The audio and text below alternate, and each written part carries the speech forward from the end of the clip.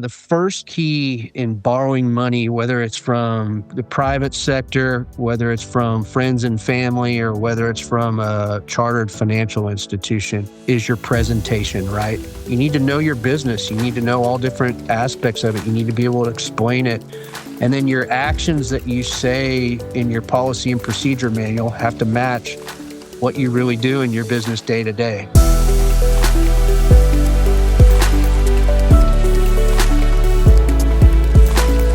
Welcome back to ACS Portfolio Perspective. I'm your host, Andrew Pace, Chief Client Experience Officer at Asset Compliance Solutions, joined today by Kip Amstutz, President and CEO of 360 Equipment Finance.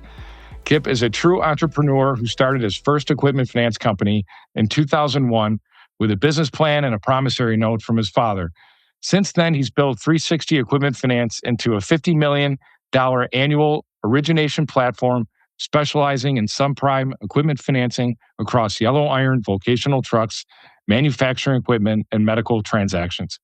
With a finance and entrepreneurship degree from Baylor, Kip is one of a few people who are actually doing what they studied in college. Under his leadership, 360 has maintained a lean, scalable operation of 16 people while pioneering the use of AI tools for fraud detection and credit decisioning. As an EOS practitioner, Kip brings both entrepreneurial vision and operational discipline to growing a balanced, diversified portfolio across 47 states. Kip, welcome to the show. Thank you. Thanks for having me. I appreciate it. Well, it's great to have you. Let's start at the beginning. Every successful company has an origin story, and yours is one that really captures the entrepreneurial spirit of our industry. So you launched your first business in 2001 with a business plan and a loan. Take us back to that moment and what inspired you to take that leap, and what did those early days look like? Sure. Well, one of my first jobs out of college was for a equipment leasing company here in Austin, and worked there for 3 years, and it was a great opportunity. I had a chance to learn credit, learn collections. I ran a sales team. I did sales. And so I got a lot of experience and exposure in all different aspects of the business. The downside of that company is that the president of the company was committing bank fraud. And so that was uncovered, and the FBI actually came in and shut the business down. And so I wrote a business plan. I got 2 of the employees at that previous company come join me, and I went and met with my dad, who is just a really smart, wise man that I've always had a lot of respect for. And he red inked up my business plan and asked me a lot of questions. What are you going to do about this? What are you going to do about that? And at the end of the day, he loaned me money to sign an office space sublease and buy some computers and some furniture. And we opened the doors, and we opened in September 2001, which, as you can remember, is a pretty interesting time with 9/11. So I think there were some times when I thought, oh my gosh, what have I gotten myself into, committing to employees and an office space lease and trying to start a business during 9/11. But we're still here, 24 years later, almost 25 years later. So yeah, it was a great experience. I couldn't have done it without my dad. Yeah, so I started ACS in that February of 2001, and Okay. yeah, so that was a big moment that September. Yeah. For sure. So you've since built and merged 2 companies along the way. What were some of the biggest lessons you learned from those experiences? Well, we initially set up 2 different companies because we were doing 2 different types of credit profiles, and one had already been set up. And honestly, I believe that the second one would do well, but I didn't want any negative implications from it to impact the other company that was, had been in business since 2001. And so we had, we call it prime and subprime. We had a prime portfolio, which are, bankable type credits, both small ticket and mid ticket. And then we had this subprime portfolio, which are all small ticket transactions. And, we ran them with the same business practices, obviously different credit underwriting model and a little bit different philosophy on collections, but we ran them with the same group of people. We had people that kind of wore both hats.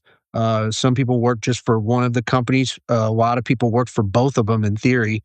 And at a certain point, we were like, why are we doing repetitive tasks over and over again? So we merged them two. So whether that's one bank account, one set of books, one logo and image, one website. There were some real synergies to bring them together.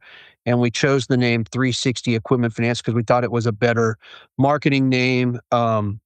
It's named after a bridge here in Austin, Texas. It's an iconic bridge, so it's got a cool logo. And also, when you're a number, you're normally listed first in the attendees of certain things. So there were a lot of reasons why we chose that name, but we merged those two companies together, and it's been a good thing for us to do that.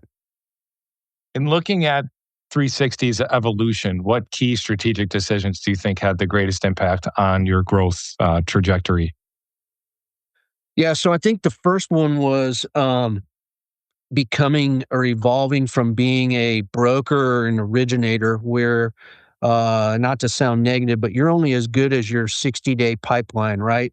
If you take a week of vacation or you don't market as hard or sell as hard, your pipeline tends to shrink and get smaller. And evolving from that into a company that has a balance sheet where we have recurring revenue from the leases in our portfolio. We're continually trying to grow that. It's just a different paradigm that I think the first model is a little bit more, you're focused more on your short term, short term, short term, and the other model you're focused on building value in your business. So I think that was one of the big steps for us was evolving from just an originator to a full service, finance company that has collections, documentation, funding, remarketing, and whether we outsource some of that or whether we handle it internally. In the end of the day, we're involved in every aspect of the business. Mhm. Ambition and sustainability sometimes can pull in different directions. How have you balanced the drive for growth with the need for steady, disciplined operations? My experience has been when you have steady operations and you have rules and regulations in a credit box that you stay true to, that you can still maintain growth through that. It's disciplined growth. It's not growth just for the sake of saying that we've grown and we've added to our net investment or our lease overall lease portfolio. It's growth that we're looking at portfolio balance, we're looking at performance, we're looking at a lot of other metrics. And so, to me, we set the parameters for how we want to run the business. We put resources behind sales and marketing and getting our name out there more. And if we want to grow and we're doing that properly, the growth just occurs organically. So that foundation set the stage for how you approach lending. Let's shift gears and talk about how you've mastered the subprime market and managed risk in such a dynamic segment. So you've built a portfolio that's diverse across both equipment types and geography. Why is that diversification so central to your strategy?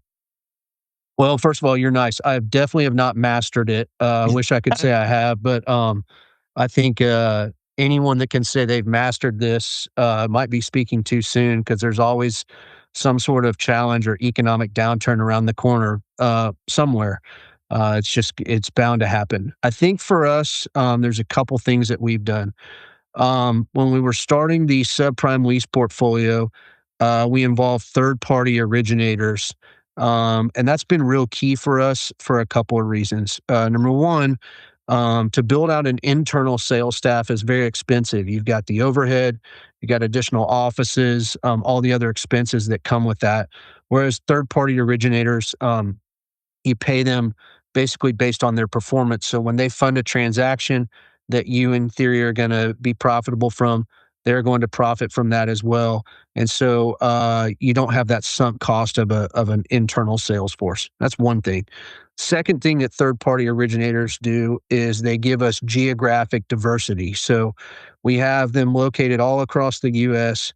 They're selling into multiple different verticals or markets, And because of that, it allows us to have a balanced portfolio and not just be, for example, in oil field in West Texas, where if the oil and gas industry suffers a downturn, we're going to have mass losses, write-offs, repossessions, et cetera.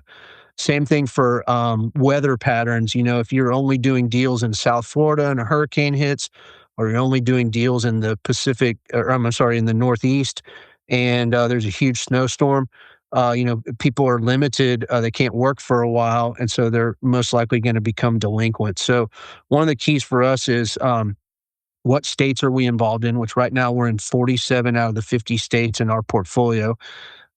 Is there any state that we have too much concentration in? We look at that, and right now we feel really good that obviously states like California, New York, Texas, Florida that are more highly populated, we have more exposure there, but we don't have too much exposure in one state, one vertical, or one equipment type.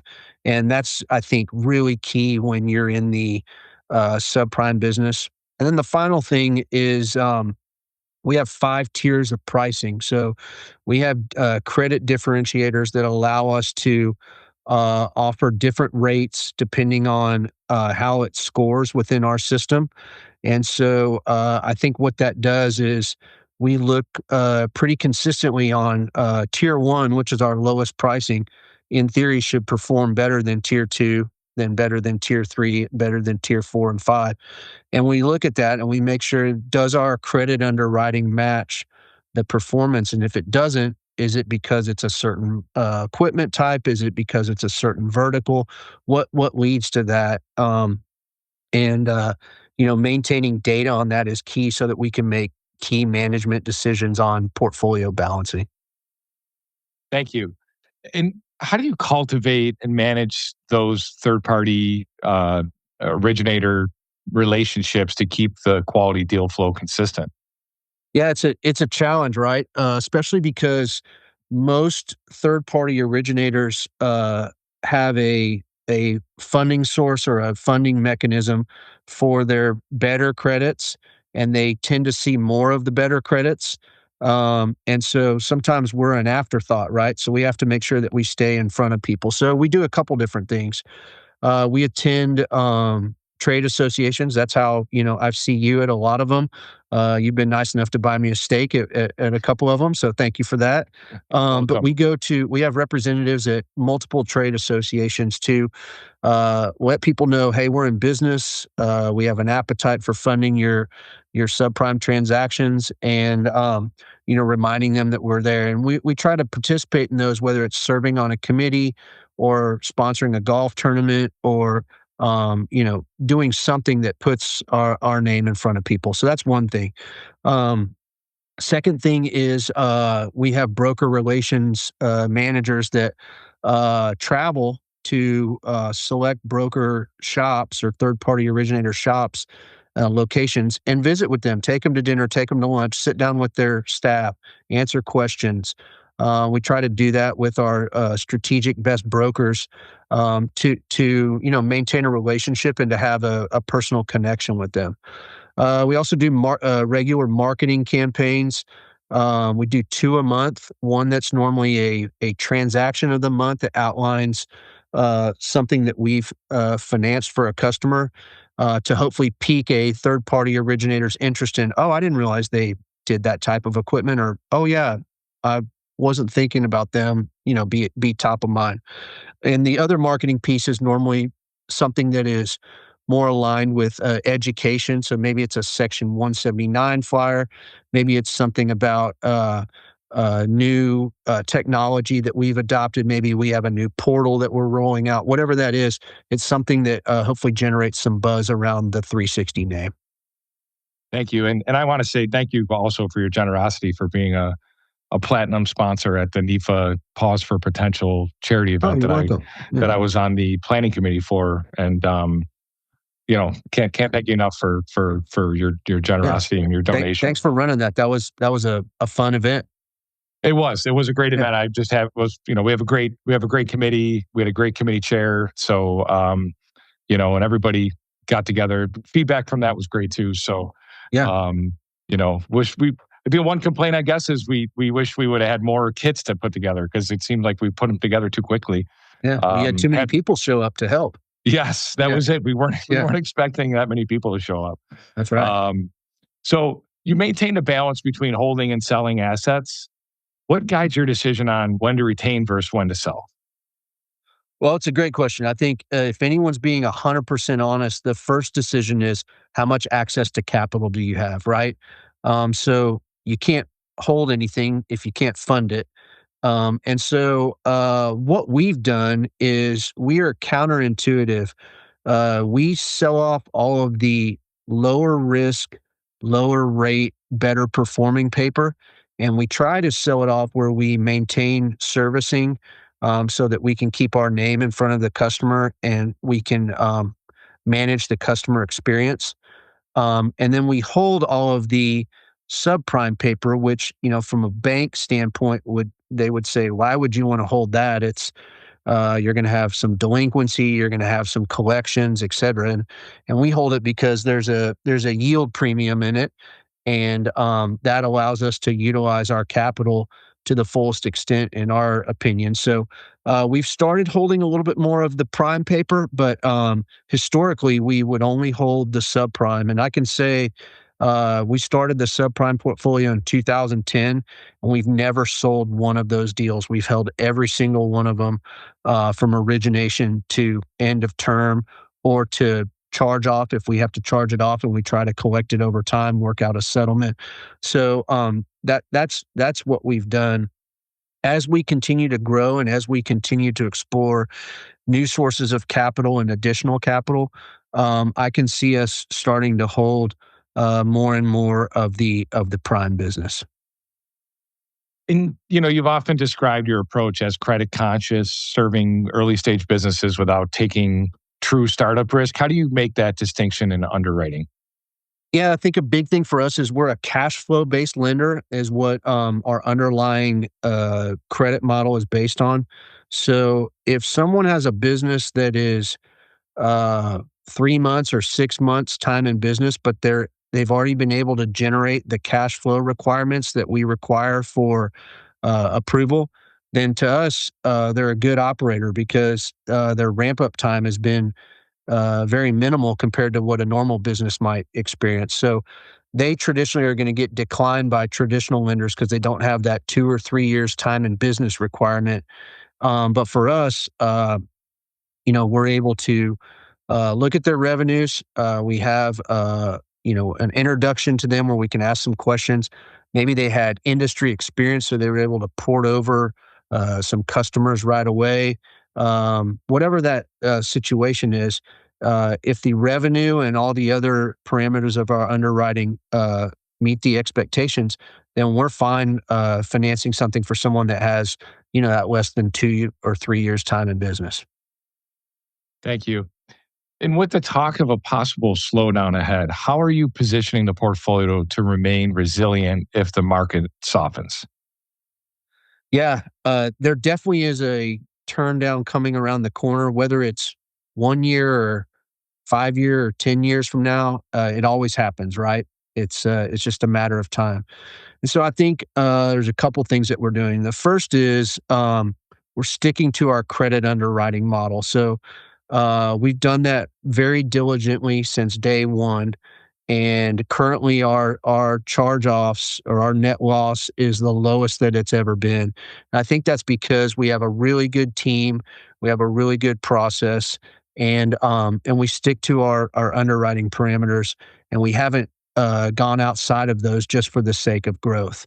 The other thing is portfolio balance. So there's some industries that are more cyclical than others. To name a few of those, it might be the restaurant business, it might be oil and gas, it might be over the road trucking, and so one of the things that we've done, which has probably limited our growth a little bit, is we have either stayed out of those industries, or we've been very, very conservative in the types of transactions we'll do in those industries, or the dollar amounts that we'll do, or the structure. And so talking to other people in the industry who had a lot of exposure in over the road trucking over the last 2 years, it's really, really hurt them. And even though we have a little bit of exposure in that industry, ours performed pretty well because we were pretty conservative and we have we're not all over the place in that industry. We're very select and in a niche of what we'll do there. And that risk discipline is impressive, and a lot of it ties to how technology is reshaping the way lenders operate. If you don't mind, let's explore how AI and automation are influencing your business and the industry as a whole.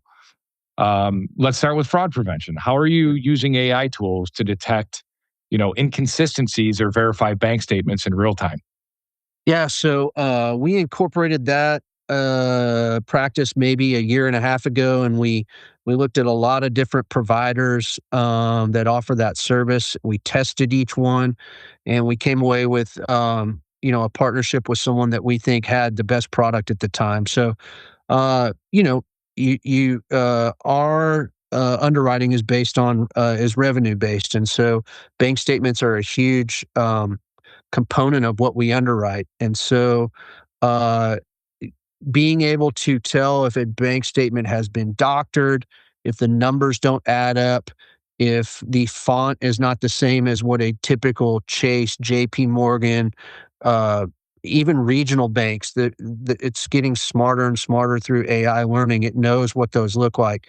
So, we've had bank statements come through that someone's just added a one in front of one of the deposits and then a one in front of the ending balance. And instead of having $50,000, they have $150,000 ending balance or $1,500,000, right? It can make a huge difference. And so the ability to use technology to detect that the human eye might not be able to detect is great. So that's something that I think a lot of lenders are using.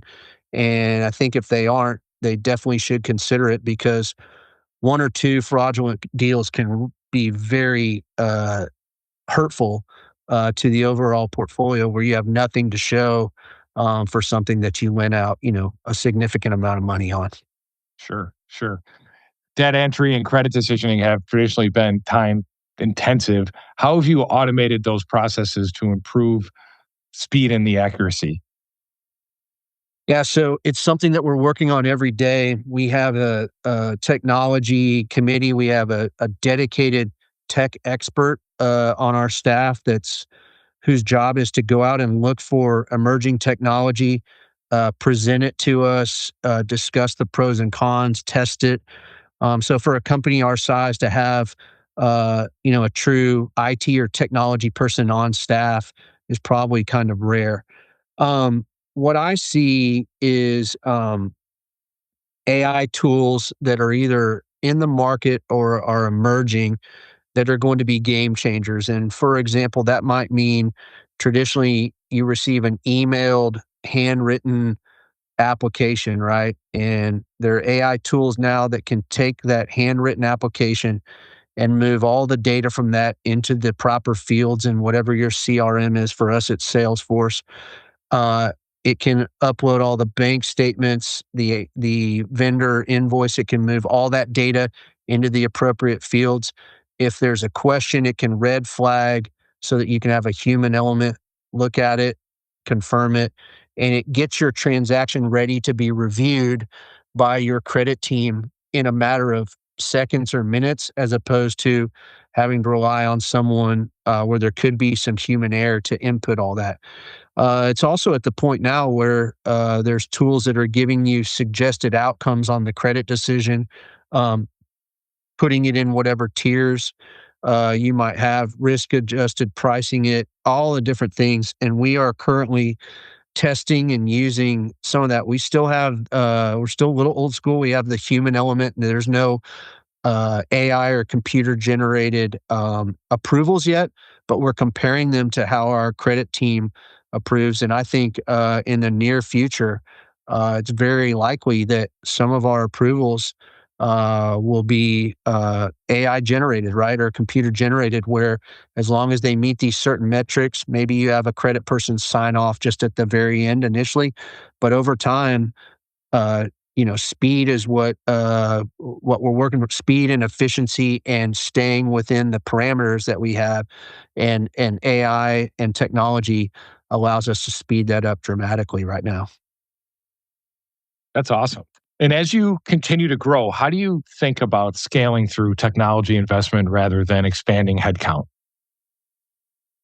I think it's a weighted balance for us. I think, I put myself in this situation where if I call my credit card company and I get a computer on there and I can't get someone to answer the phone, I get pretty frustrated. I just want to talk to someone who can listen to the actual question I'm asking and not a bank of questions that have been pre-programmed. So I think there's a balance for that, and I still feel like one of the things that differentiates us is our team and our customer service.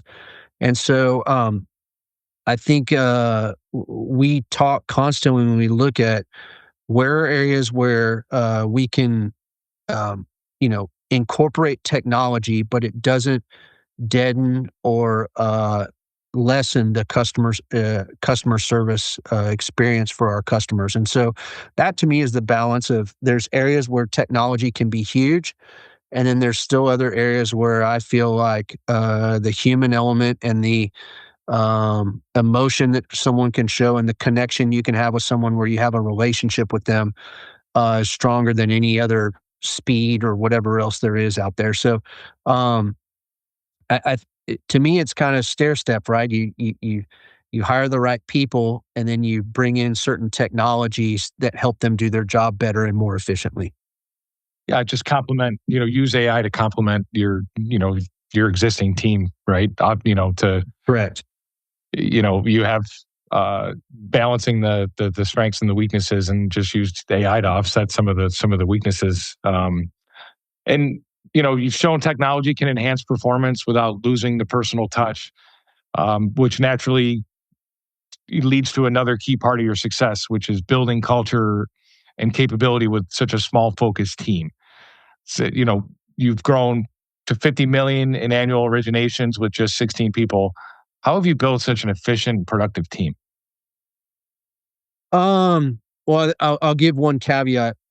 We're not at 50 million yet, but we're getting really close. So we're building towards that for full disclosure. But I think there's a couple things. First thing I would say is I think every person that represents 360 feels like they are respected as a person. So I know it sounds cliche, but we definitely involve our employees and allow them to give feedback. We have different teams that are tasked with different assignments where people feel like they're contributing.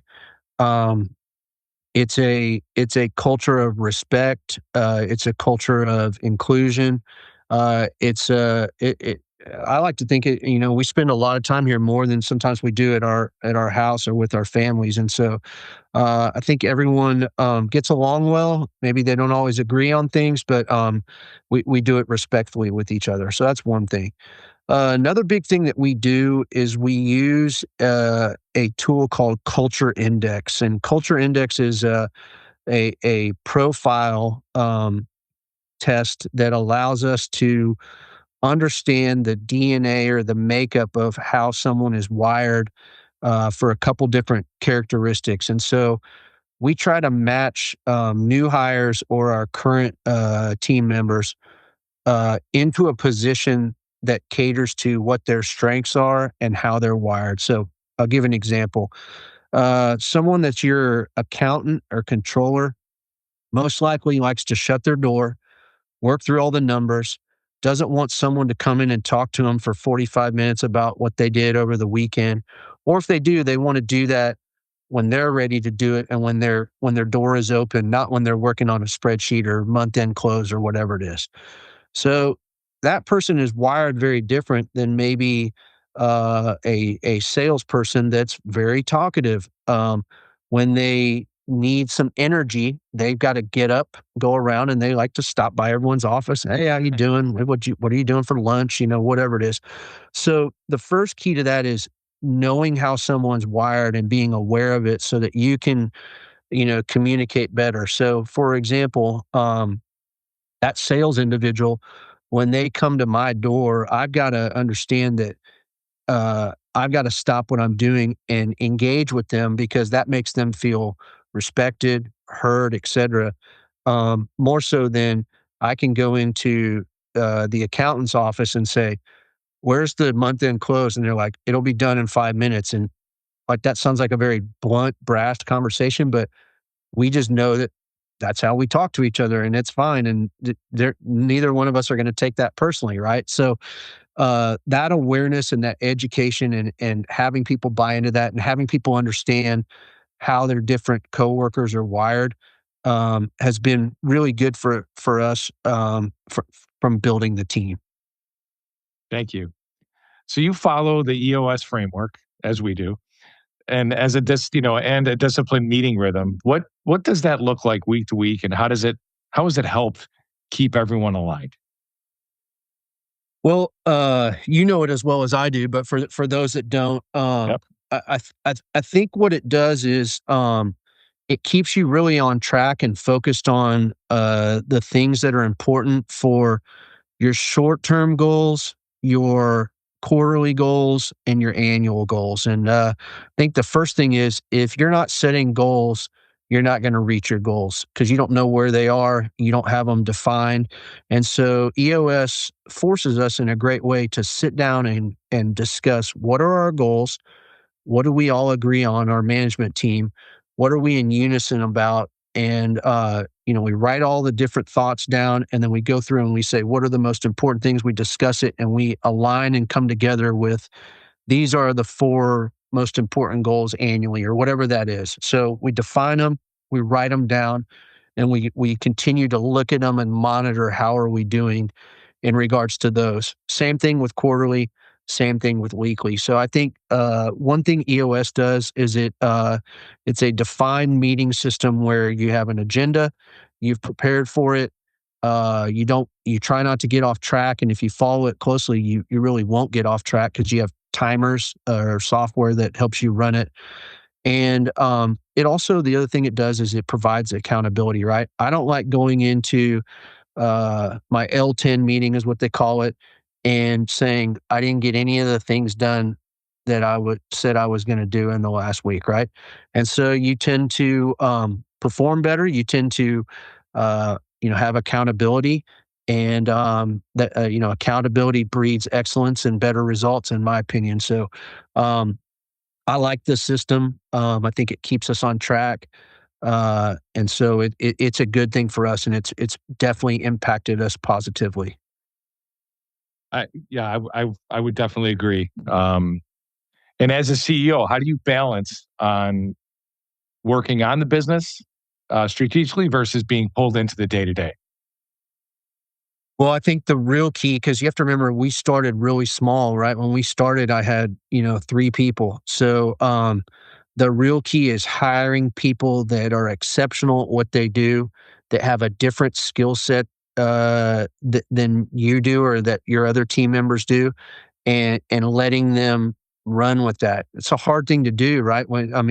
I joke, but when I first started the company, I was the quote CEO, whatever that means, and I was the janitor, right? I remember we didn't have a mail slot in our door, so I brought a saw up there and sawed a hole in it and installed a mail slot, right? I was doing everything, right?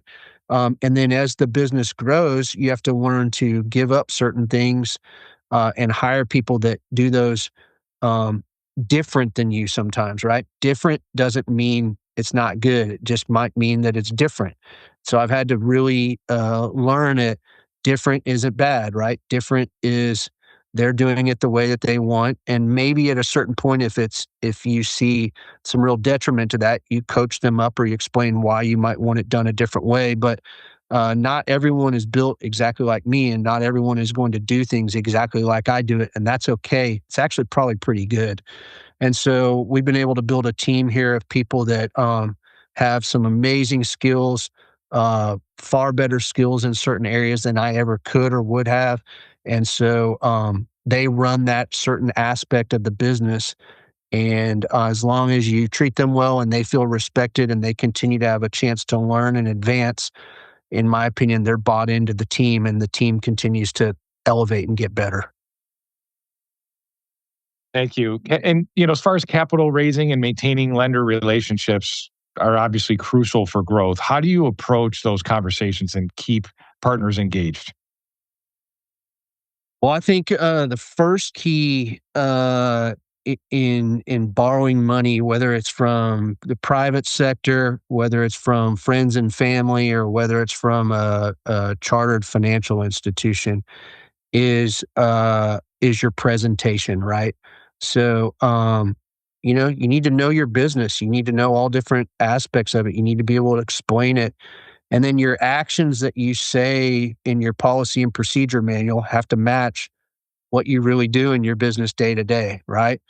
But I think the number one thing that I would say that we look at too, that we try to qualify is your character, right? So I think it goes back to what my dad taught me, which is let your yes be yes and your no be no, which means if you say you're going to do something, you need to be there, you need to do it, you need to be on time, and you need to do it to the best of your ability. And if you say no, then you need to say no and not better deal, not do anything. You need to be very solid in your word is either a strong yes or a strong no. And so it's one of the things that my dad embodied and taught me. Not only he would say it, but he lived it out over the years. And so, in my mind, if you're borrowing money from anyone, they have to trust you. And that trust comes with, full disclosure. Hey, when things are tough, you got to tell them, hey, things are getting a little tough. Here's what's happening. When things are good, you tell them the good in things, and you communicate. You make yourself available. You make yourself vulnerable, and you build trust over time. And sounds cliche, but your integrity is all your decisions over your life, and one or two bad decisions and you lose all those years of maybe good decisions that you made. So I think that's one of the big keys that my dad taught me that I try to take with investors, with employees, with finance sources, whether you're have recourse or don't have recourse, you're selling deals to a funding source would be, uh, are you dealing with a person of integrity? Yeah, I mean, one oh crap moment can ruin a lot of high fives, right? For sure. For sure. So, looking ahead to 26, what are your top strategic priorities and what does the next phase of growth look like for 360? Yeah. Great question. The first thing is AI implementation, right? So we're currently testing um, a couple different AI tools, and so that can be a game changer for us in regards to a automation of input of data, uh, and it can also help us with fraud mitigation, all the different things that we've talked about previously. But it can also really speed up our process, which, as long as we're not cutting any corners, the faster we can do things, the better chance we have for those to close. So I think that's one of the big things. We will also be expanding our team in 2026. So for us, our hiring process, our interviewing process, how we vet candidates, and making sure that we are hiring the right people for the right seat on our bus is key. I think hiring the wrong person is way more costly than anyone ever gives it credit for. Just because you got to stop and redo it again, and you lose a lot of momentum, and all the training that you've done is kind of down the tube. So I think hiring effectively the right people for the right positions is really key for us. Um, uh, from a growth standpoint, we'll be trying to originate more. And so for us, marketing and sales is huge. How do we reach more people to tell them about the product that we have, and how do we get higher utilization, better close rates, all those different metrics that we're looking at. And so, one of the things that we did at the end of 2025 is we hired a company called Tamarack to build a Power BI data room for us so that all of our data, whether it's from our servicing platform, whether it's from our front end, or whether it's from our accounting software, all gets thrown into there. We can slice it, dice it however we want. And we're making decisions now, I compare it to a pilot. I actually am flying by all the instruments, and I've got all kinds of GPS and all the latest tools. Whereas, a couple years ago, I was kind of like, it seems windy and cloudy. Maybe I shouldn't fly today. Maybe I should wait till tomorrow. Right? It's all more based on a hunch. So we definitely data, I think, is a big term in our industry, but like true data that's really indicative of how things are in your portfolio, so that you can look at those metrics, is really key. Thank you. One final question. Um, Die Hard. Is it a Christmas movie? Yes or no? Give us your thoughts. Yeah. So I'm gonna have to go with no. Although it does have some Christmas stuff in it, Die Hard to me is a true action thriller. It's a um, riding up elevators, shoot 'em up, all the other stuff, and so that just doesn't really go with Christmas for me. So, I think like Home Alone or something that's a little bit more cheerful, maybe, is more Christmas oriented to me. It makes me think of Christmas more so than Die Hard. But I can understand how some people view it as a Christmas movie. What's your take? I'm going to argue for the other side. Okay. I'm of the opinion that I feel like it is somewhat of a Christmas movie. I mean, Okay. it takes place during Christmas Eve party at Nakatomi Plaza, right? Yeah. Which is central to the plot, and Okay. a lot of Christmas themes are woven in. Okay. A lot of music, right? Yeah. A lot of Christmas music and imagery, the lights, the song, the songs. Okay. Just to me, it reinforces that the holiday atmosphere and the hope and redemption part of it, right? Like, the journey about restoring his family, saving lives, and things Yes. like that. The lines with Okay. the spirit of Christmas, So, I I think it's a holiday tradition. I think it's become kind of a holiday tradition, and I think it's a great thing to debate, right? Now, Especially around the holidays. now I know why you're in sales, because now when I see Die Hard come across my TV over Christmas, I'm going to think of you, and I'm going to think, oh, this is a true Christmas movie. That's great. Yeah. That's awesome. I've been asking you quite a bit of questions. Do you have any questions for me before we wrap up? Yeah, I'd love to hear, how did this podcast or this webcast start? Yeah, actually, around this time last year, we were going through our annual EOS annual meetings, and just looking for new ways to get promote ACS and get more involved in the industry. So yeah, the idea started last year this time with Michael, our chief marketing officer, and Okay. suggested that if I'm open to it and willing to put myself out there to do this. So I think you're number 15. I think we've had Okay. 15 or 16 Nice. episodes that we've recorded. Okay. And feel get more and more comfortable as I do them, and it helps when I have great guests and experts like yourself You're being that kind. that participate and make me look good. But no, it's been great. I enjoy it. I put a lot of work into it, and obviously we have a great marketing team and a great creative team that really puts all this stuff together, makes me look good. And like I said, if I wouldn't be able to do this if it wasn't for great guests like yourself. So, Well, thank you. so yeah, so no, that's really when it started. About this time last year, the Yeah, idea was that's floated, and wanted to try something different. very interesting. So yeah, My other follow-up question to you is, because you love golf and I love golf, is what's your favorite golf course you've ever played, and why? wow. I have two. I'll say Pebble Beach. I Okay. played there this past February. Was able to go out there with my wife, and for a special birthday of hers. I won't give any numbers, but You're but smart. we were able to go out there in February. So we played Pebble and Spyglass. So that Okay. was that. I would say that was always a bucket list. And I'd say Shadow Creek in Vegas. Okay. I was invited to play Shadow Creek February of last year too. So I was Oh, able wow. to get was able to play both those courses in the same month.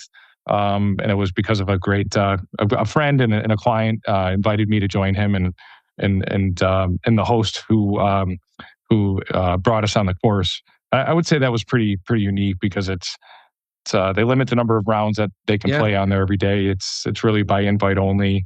You walk in the locker room and you see all the famous people who have lockers in there, and it Yeah. and the course is just, it seems like you're playing golf in the mountains of, kind of like in Georgia, South Carolina, with all the pine trees. You wouldn't think there'd be pine trees in Vegas, but they're all over the Yeah. place. There's pine needles everywhere on the course. Yeah. Just That's awesome. unbelievable. So, Love what it. about you? Oh, my favorite course I've ever played? Um, I have 2 really. This is a humble brag, but I had someone take me to Augusta National for my 40th birthday and played there, and it is every bit as amazing as you would ever think, but the thing about it was I was so nervous the whole time. I don't know that I really enjoyed it as much as I would have liked to, because I really had a hard time relaxing because I was just really, really nervous. But it was amazing, and, for anyone that's never been there to a Masters practice round or a tournament round, like, it's perfect. There's not a piece of grass out of place, there's no trash. Everything is just perfect. It's hard to describe, especially for the golf enthusiast. Um, but one of my favorite courses that I ever got to play is I went with some buddies from here, and we went to Ireland, and I played a course called Old Head, and it is the greatest piece of real estate I've ever seen. It's basically a peninsula that goes out into the ocean and comes back, and every hole you could basically fall off a cliff 200 feet into the water. There's one hole that's not on the water, the first hole, and then the rest of them are all on the water. And it was raining and the wind was blowing 30 miles an hour. And I played one of my best golf rounds ever in those elements. And I just would look out at the ocean and look at the piece of land, and I just wasn't on. It helped that I played well too. So those are probably my 2 favorites. That's awesome. Yeah, I had that feeling playing Pebble. It was windy, Yeah. um, mid upper, maybe low 60s, upper 50s. Yeah. I'd say Bandon Dunes. I was invited to play Bandon for. I was out there for 4 days, and it was kind of those kind of elements: 40, 50 mile an hour wind gusts, Yeah. hitting a rescue club into a 100-yard par three, right? Yeah. Yeah. It's Because crazy. you got the wind straight in your face, or hitting a rescue club into a 300-yard par four or 350 par four and driving the green. So Right. the putting, is heavily impacted by the wind too. Yeah. So that was probably, I'd say, like a very close third Yeah. for me, the whole experience of Bandon. And ironically, the guy that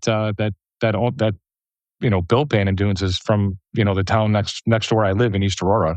He founded, Okay. yeah. So Yeah. there's a little story there, connection to Western New York, but yeah, no, I mean, Augusta. I've yet to get out there for even just to watch a practice round or a tournament, let alone play it. So that's awesome that you got to do that. Yeah. Pretty neat experience. It was a surprise gift to me that I had no idea was coming. So I Wow. I don't think I'll make it out there again, but I'm always holding out hope.